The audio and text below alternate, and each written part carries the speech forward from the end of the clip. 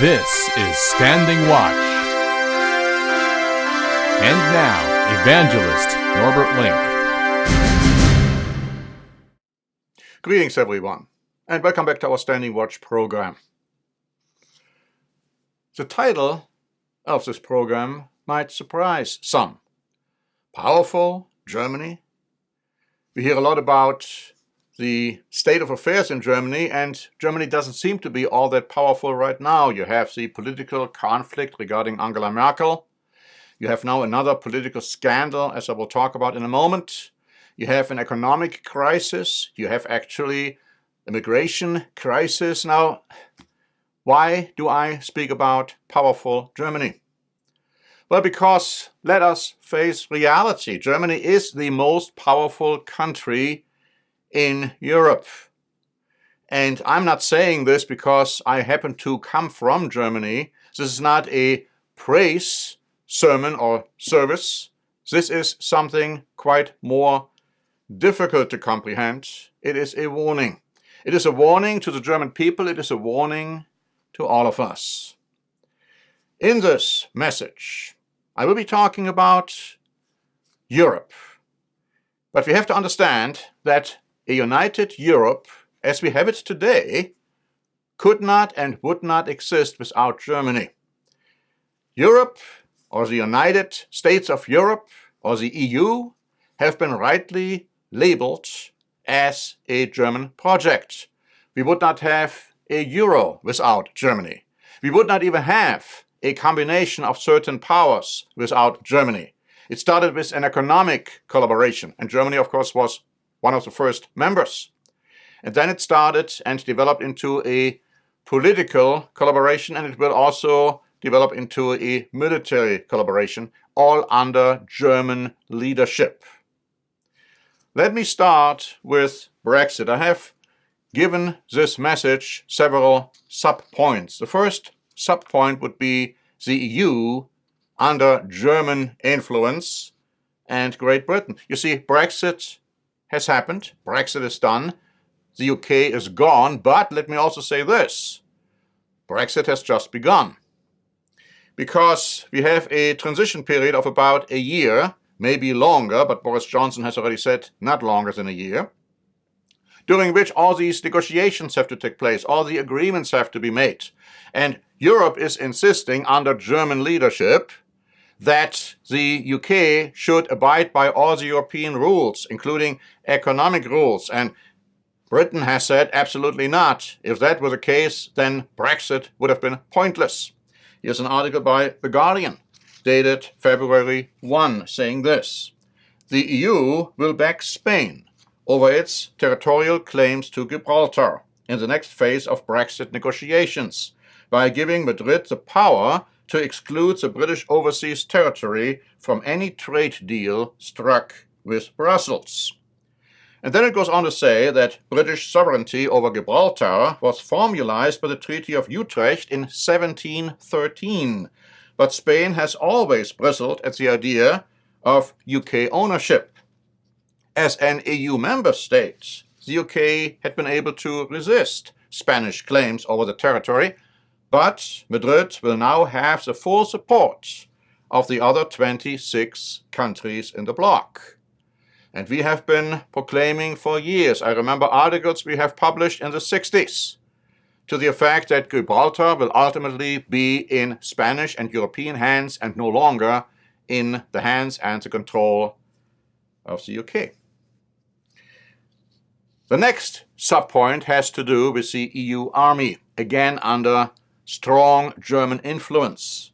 Deutsche Welle wrote on January 31 that Bundestag-President Wolfgang Schäuble, of the party to which Merkel belongs, said on Friday that Germany needed to take more responsibility in military affairs with its allies. We cannot hide. If Europe is to play a stronger role, then we Germans, he said, must play our part. We cannot leave everything to the Americans. And as Germany is being pushed more and more into a military capability and leadership, it's going to happen, because the Bible prophesies that it is going to happen. Project Syndicate published an article on January 30 by Joschka Fischer, who was German Foreign Minister and Vice Chancellor from 1998 until 2005, and that is what he wrote. America's retreat is forcing Europe to become a power in its own right. Europeans are left with no other choice but to pursue great power status. And again, the underlying idea is under German influence and ultimately leadership. The next subpoint, the EU against the United States and Israel.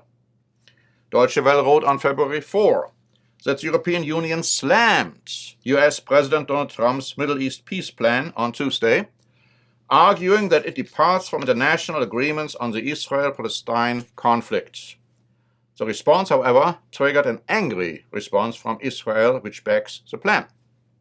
They might be the only ones, perhaps the UK too, backing that plan. The Jerusalem Post added on February 4 that the European Union on Tuesday warned Israel against annexing West Bank settlements. And notice what EU Foreign Policy Chief Joseph Borrell said. In line with international law and relevant UN Security Council resolutions, the EU does not recognize Israel's sovereignty over the territories occupied since 1967. Steps toward annexation, if implemented, could not pass unchallenged, he said. And the Bible says that ultimately a European army will militarily intervene in the Middle East and it will occupy Jerusalem and the Holy Land, the Promised Land. That's clearly prophesied. That's why we are emphasizing these points, because we know what is going to happen and we are already seeing the beginning stages of it.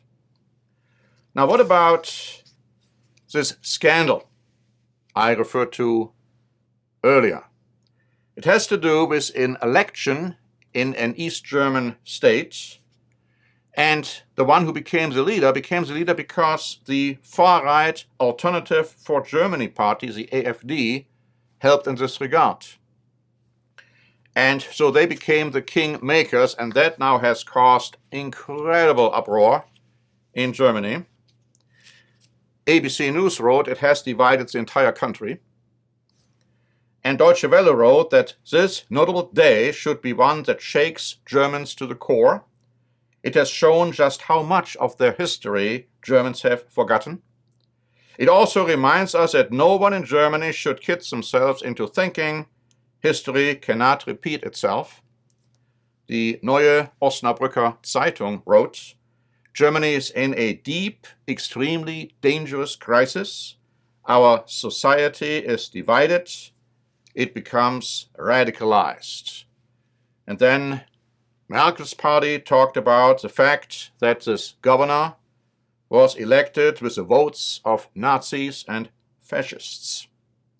Now, in the meantime, that governor resigned, bowing to the pressure of Merkel and others. But what we are seeing here is the following.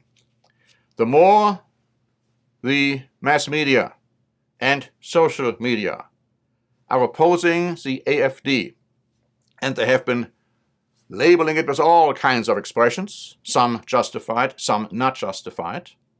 But the more they do that, the more the popularity of the AfD in Germany will rise. And that is something we need to watch. Now, I couldn't end this program with another interesting and extremely remarkable development. And the sub-headline would be Germany against Rome. I'm talking about events in the Catholic Church. The Catholic Herald wrote on February 3 that the German Bishops' Conference has been on a coalition course with Rome. At the heart of the dispute over clerical celibacy and other changes is a mounting power struggle between Rome and the Church in Germany. On January 27, the secretary of the German Bishops' Conference gave a pointed interview insisting that it is unacceptable that Rome continue to have full discretion over universal teaching and discipline. And so this article says, Francis may find that all roads lead through Berlin in 2020. Now that is remarkable for two reasons. Here you have the German Bishops' Conference, even more liberal and left-wing than Pope Francis. But then you also have the other side of the coin, a very conservative group under the quote-unquote leadership of retired Pope Benedict. And so Francis is right smack in the middle, and he has to fight these two incompatible battles. And we'll have to see how this develops. But again, all roads, this article says, will lead through Germany. Quite remarkable. In the 19th century, there was a strong movement in Germany that the German Catholic Church would separate from the rest of the Catholic Church. And Adolf Hitler tried the same thing in Nazi Germany, trying to convince the German Catholics to separate from Rome. So we'll see what is going to happen. Maybe another pope will have to arise. Maybe a competitor to the present pope will have to arise. We'll have to see. But we can also see, and should be able to see, that again Germany is even playing an important role in that aspect. There's much more I could say, and we have prepared a free booklet, Germany in Prophecy. Germany in Prophecy, and I believe you should have a copy of this booklet if you have not already received one, and if you have not already read it, because it is tremendously important in the light of what is happening in Germany, because as we said in this title, watch powerful Germany. Don't neglect it. It will play a predominant prophetic role in the near future. Thank you very much for listening. This is Norbert Link for the Standing Watch program.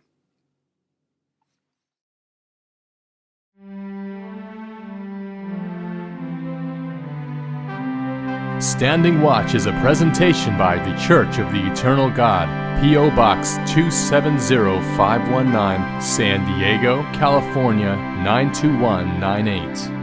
More information is also available at our website, eternalgod.org.